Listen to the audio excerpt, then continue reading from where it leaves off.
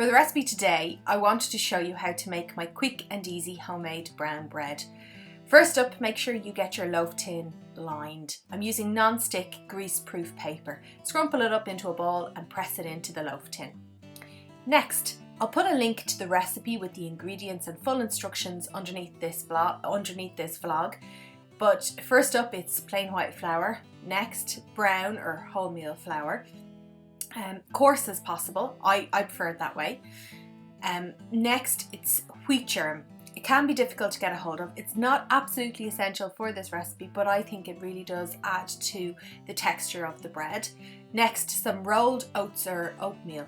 This is my favourite oats. They're from Flahavans. I use the organic brand.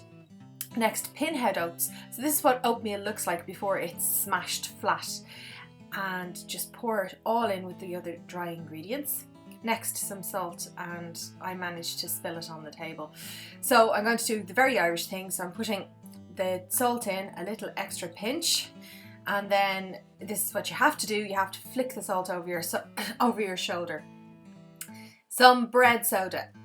You can see it clumps into little balls if it gets too moist, so I'm just scraping it into the bowl. And I'm going to take a fork now and stir it all the ingredients together until they're combined. So I want to make sure that some of the white flour from underneath comes in on the top and just get it all into a fine mixture.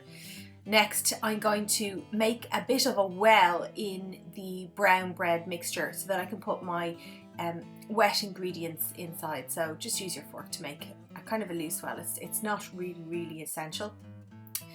Going to crack the eggs in.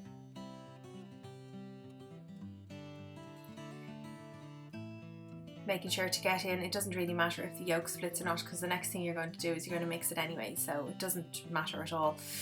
The next ingredient is buttermilk. So buttermilk is a cultured milk. It doesn't matter whether you use, if you don't have buttermilk, you can use a low-fat yogurt and a low-fat milk and mix them together instead. Mix it all well, and then you're going to add in the remainder of the buttermilk. So the mixture, once you mix it all together, it's going to be quite loose, it's going to be runny, it's not going to be a mixture that you need. Press it all into the pre-lined tin. I'm just using the fork. You can see it's not really something that you need to make look pretty before it goes into the oven. Sprinkle the top with sesame seeds. Now these aren't toasted, these are just plain sesame seeds. You can add some into the mixture of the bread if you like. I often add sesame seeds and pumpkin seeds and sunflower seeds into my bread mixture. It's entirely up to you. These give the top of the bread a lovely nutty flavour. Next, it's time for the oven. I've put the oven temperatures and instructions in the blog link below. This is what the bread looks like after it's cooked. So just remove the tin while it's still warm and gently peel away the paper.